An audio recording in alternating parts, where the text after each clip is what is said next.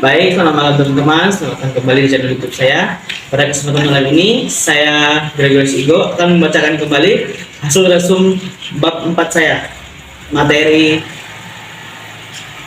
ilmu sosial budaya dasar. Nah, teman-teman, pada bab 4 ini adalah kita akan membahas tentang manusia sebagai makhluk individu dan sosial. A. Individu dan masyarakat. 1. Manusia sebagai makhluk individu. Manusia memiliki unsur jasmani dan rohani, unsur fisik dan psikis, unsur raga dan jiwa. Jadi pengertian manusia sebagai makhluk individu mengandung arti bahwa unsur dalam diri individu tidak terbagi, merupakan satu kesatuan yang tidak terpisahkan. Seorang individu dipadukan antara faktor genotype dan faktor fenotype. Genotype adalah faktor bawaan dari lahir, dan sedangkan fenotype adalah faktor yang dibawa oleh lingkungan. 2. Manusia sebagai makhluk sosial, makhluk yang tidak bisa lepas dari pengaruh orang lain. Cole berpendapat bahwa looking lesser terbentuk dengan 3 tahap. Yang pertama, seorang punya persepsi mengenai pandangan orang lain.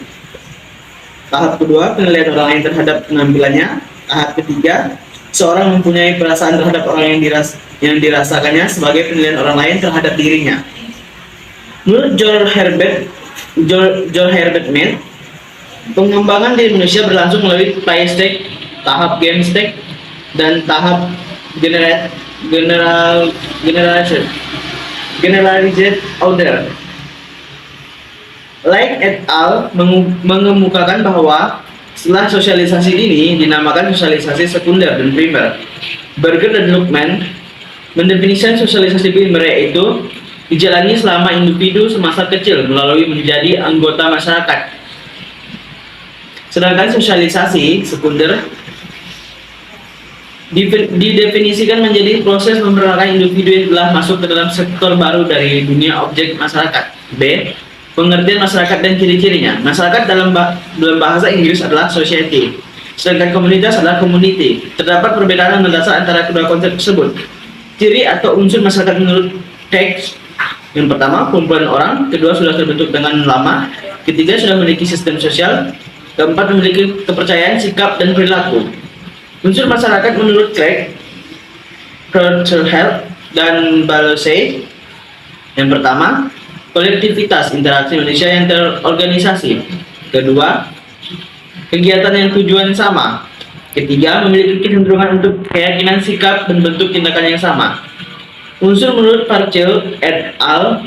Kelompok manusia. Yang pertama yaitu kelompok manusia. Kedua, adanya keterpaduan atau kesatuan diri berlandaskan kepentingan utama. Ketiga, adanya pertahanan dan kehendak diri. Keempat, adanya kesinambungan. Kelima, adanya hubungan pihak di antara anggotanya. Unsur menurut Harton dan Han. Yang pertama, kelompok manusia. Kedua, memiliki kebebasan dan bersifat kekal. Ketiga, memiliki budaya. Keempat, memiliki hubungan dalam anggota yang bersangkutan. 1. Pengertian masyarakat setempat atau komunitas dan ciri-cirinya. Masyarakat setempat adalah suatu wilayah kehidupan sosial yang ditandai oleh suatu derajat hubungan sosial yang tertentu. Unsur pertama dari komunitas adalah adanya wilayah atau lokalitas. Unsur kedua itu komunitas adalah perasaan saling ketergantungan dan membutuhkan. Perasaan bersama antara anggota masyarakat setempat disebut community sentiment dan memiliki unsur sebagai berikut. Yang pertama, seperasaan, sepenanggungan, dan saling membutuhkan. C. Masyarakat kota dan desa. Sebuah desa seringkali ditandai dengan kehidupan yang tenang, jauh dari hiruk-pikuk keramaian, dan mata pencarinya kebanyakan sebagai petani dan nelayan. Sebagai sebuah kota seringkali ditandai dengan ramai, wilayah luas, banyak penduduk, dan mata pencarinya bermacam-macam. Menurut Sujarno Sukanto, masyarakat kota dan desa memiliki perhatian berbeda, khususnya perhatian terhadap keperluan hidup. D. Interaksi sosial dan pelapisan sosial. 1. Interaksi sosial. Ada beberapa pengertian interaksi sosial yang ada di lingkungan masyarakat. Yang pertama, menurut Hagorner adalah hubungan antara dua individu atau lebih, di mana kelakuan individu yang satu mempengaruhi, mengubah, atau memperbaiki kelakuan individu lainnya. Menurut Gillen and Gillen, hubungan antara orang individu, antara kelompok dan orang perorangan dan kelompok Interaksi sosial sebagai faktor utama dalam kehidupan adalah yang pertama faktor imitasi, kedua sugesti, ketiga faktor identifikasi, keempat faktor simpati. B. Syarat terjadinya interaksi sosial. Yang pertama kontak sosial, kedua komunikasi. Ada dua macam interaksi menurut Gillen and Gillen, yaitu bentuk interaksi asosiatif, kerjasama. Ada tiga bentuk kerjasama, yaitu bargaining, cooperation, dan coalition. Lalu akomodasi. Bentuk-bentuk akomodasi adalah coercion, compromise, arbitration, conciliation, and stalemate.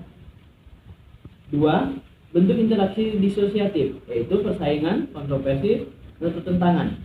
E. Stratifikasi sosial dan pelapisan masyarakat. Berkaitan dengan penempatan individu dalam kelompok sosial, maka individu punya kemampuan untuk yang pertama menempatkan diri, yang kedua ditempatkan oleh orang lain dalam suatu lapisan sosial. Max Weber menjelaskan stratifikasi sosial ada tiga dimensi, yaitu yang pertama dimensi kekayaan, dimensi kekuasaan, dan dimensi prestise. Nash dan Sande berusaha membuat pengelompokan dimensi gaya hidup dari 5, yaitu yang pertama dimensi morfologi, yang kedua hubungan sosial dan jaringan kerja, ketiga penekanan bidang kehidupan, keempat makna gaya hidup, kelima dimensi simbolik. Nah teman-teman, sekian langsung saya pada bab 4 ini.